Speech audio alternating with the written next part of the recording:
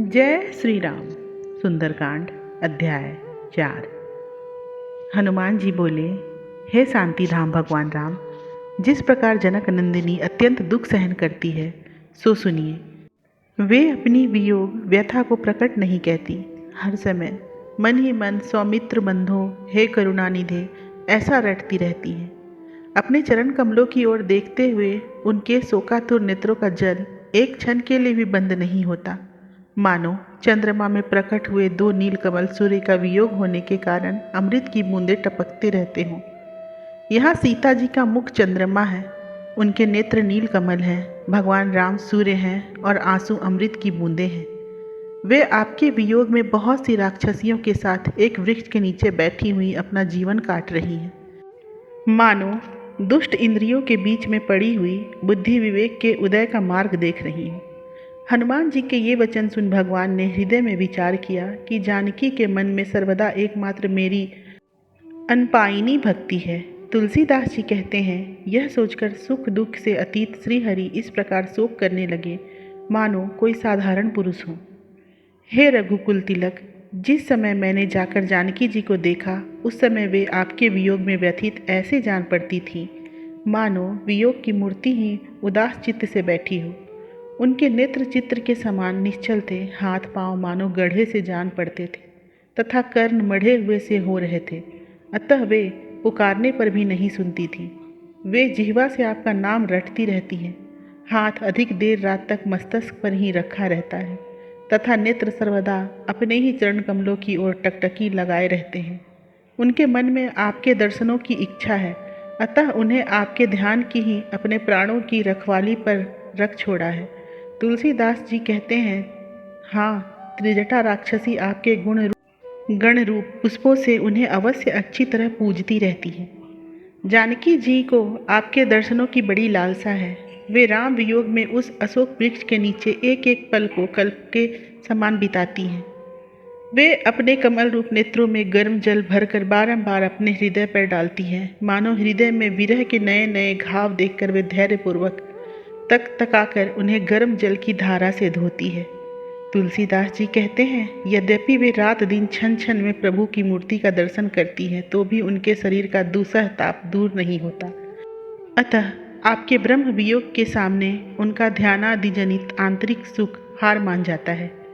हे करुणानिधान रघुनाथ जी, आपके विरह में जानकी जी की जो गति हुई है उसे ध्यान देकर सुनिए। मैं उसे कुछ जानता तो हूँ पर कह नहीं सकता। उनके नेत्रों का जल कृपण के धन के समान सर्वदा नेत्रों के कोने में ही रह जाता है। मौन रूप भारी बधी कने हा ध्वनि स्वरूप पक्षिणी को हठपूर्वक लज्जा रूप पिंजड़े में बंद कर हृदय में ही रखा है, अतः वह उनके हृदय में ही रहती है, बाहर नहीं निकल पाती। जिस वाटिका में वे रहती है वहाँ के पशु पक्षी उनकी विरह अग्नि से संतप्त होकर अपने पुराने निवास स्थानों को छोड़कर चले गए हैं और उनके श्वास वायु के साथ भूल से भी भेंट हो जाने पर शीतल मंद सुगंध पवन फिर उस और पैर नहीं रखता। प्रभु, सीता जी की दशा का इस मुख से वर्णन करने से तो वह अत्यंत गौण सी जान पड़ती है, अतः अब आप उन्हें दर्शन दीजिए और उनका दुख दूर कीजिए, क्योंकि आप तो दीन जनों के दुख का दमन करने वाले हैं। हनुमान जी के ये मधुर और कोमल वचन सुनकर रघुनाथ जी के सब अंग प्रेम से पुलकित और शिथिल हो गए तथा उनके नेत्र कमलों में जल भर आया। सीता जी के वियोग रूप समुद्र में राम जी का मन रूप चतुर तैराक चित्त के आनंद सहित डूबने लगा। इसी समय हनुमान जी से सीता जी की सुधि पाकर उन्हें प्रसन्नता रूप नौका मिल गई। तहाँ कामदेव ने जबरदस्ती उस नाव की रस्सी को पकड़ लिया कि पार न जा सके, इसीलिए वे सीता जी की कुशल भी नहीं पूछ सकते थे और बिना पूछे उनकी वाणी भी हृदय रूप गृह में अत्यंत व्याकुल ही हो रही थी। जिस प्रकार कोई कुलीन और पवित्र बुद्धि वाली वियोगिनी स्त्री सामने से विरह के तीखे तीर सहन करती है, वीरवर कौशलनाथ ने अनेक बार धैर्य धारण कर बोलने का प्रयत्न किया परंतु वे शब्द ना निकाल सके। तुलसीदास जी कहते हैं, तब अंत में प्रभु ने सखा सुग्रीव और भाई लक्ष्मण के संकेतों के द्वारा कहा कि सेना सजाकर चलो। जिस समय रघुनाथ जी ने प्रयाण किया उस समय समुद्र क्षुभित हो गया और पर्वत डगमगाने लगे। इसी समय भगवान ने अपना धनुष चढ़ाकर हाथ में उठाया। उनकी अति कठोर और भयंकर टंकार सुन ब्रह्मा और महादेव आदि चौंक पड़ी। गंगा जी भगवान शंकर के जटाजूट से खिसकने लगी। वे उन्हें संभाल न सके। सारे दिक्पाल व्याकुल हो गए। 14 भुवन भय से भर गए। लंका में खलबली पड़ गई। रावण के कान खड़े हो गए तथा शत्रुओं की स्त्रियों के गर्भ गिरने लगे। रीछ और वानर वीर विकट सिंहनाद करते हुए दांत पीसने लगे और शर्त लगाकर रघुनाथ जी की शपथ खाकर वे चढ़ा ऊपरी करते हुए कूदने लगे। वे पर्वत तथा वृक्षों को उठाए हुए थे। उनके तीखे नख तथा मुख से पैने दांत देकर साक्षात काल भी भय मानता था।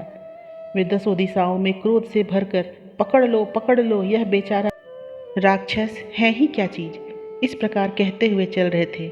इस वानर सेना के चलते समय इतनी धूल उड़ी कि पवन पंगु हो गया। अग्नि, सूर्य और चंद्रमा छिप गए तथा विमान थकित हो गए। देवता लोग पलक मारने के लिए भी प्रार्थना करने लगे और इंद्र नेत्र के भार से व्याकुल हो गया। बहुत से सरोवर धूल से भर गए और अत्यंत भय से पर्वतों के उखड़ जाने से उनके स्थान में जल भर जाने के कारण अनेकों पहाड़ी प्रदेश समुद्रवत हो गए। आकाश में देवताओं के ढोल और हनुमान जी की गर्जना का कोलाहल सुनकर कोई अपने कथनों को भी नहीं समझ सकता था।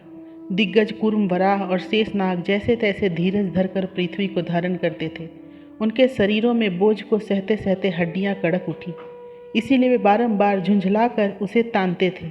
इस प्रकार जब वानरों की सेना ने कूच किया तो चारों ओर कोलाहल छा गया। उस भीड़ का कुछ वर्णन करते नहीं बनता। वानरगण किलकिलाते थे और वे एक दूसरे से ठसे हुए थे। इस प्रकार उस समय समुद्र तट पर बड़ा कोलाहल सा हो रहा था। इसी समय राक्षसों को काल के अधीन देख विभीषण जी भगवान से आकर मिले।